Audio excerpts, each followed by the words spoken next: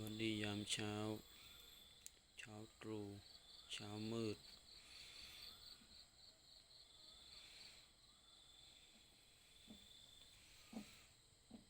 วันนี้อากาศไม่ค่อยหนาวเท่าไหร่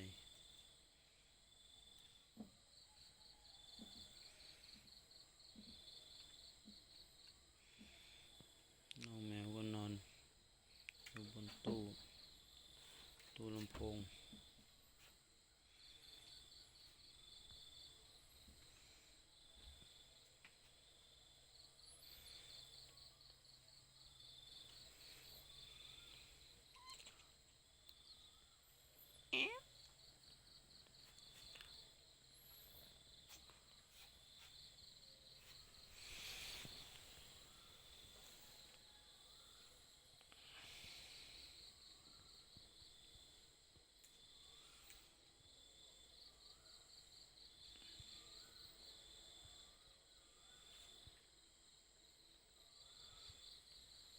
วันนี้มารวมตัวกัน7 ตัว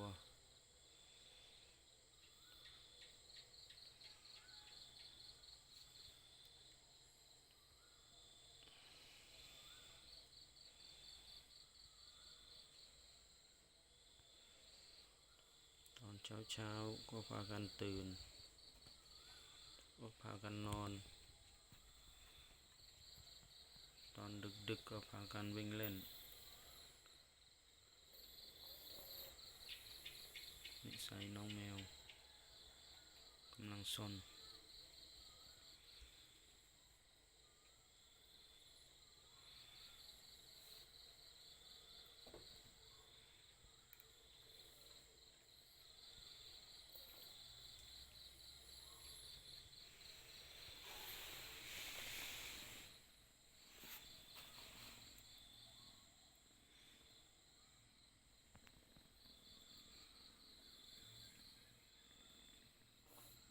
ยังไงฮะ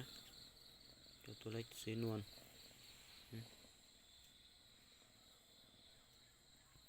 เจ้าตัวสีเหลืองก็เอาแต่กินนม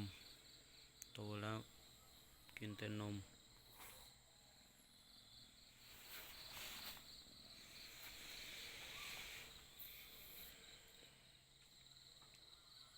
นี้ก็มาอัปเดตน้องแมวตอนเช้าตรู่ให้FC ดูนิดหน่อย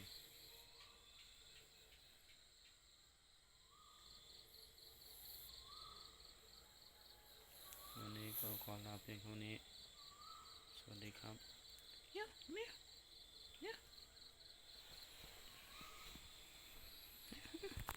ตื่นแล้ว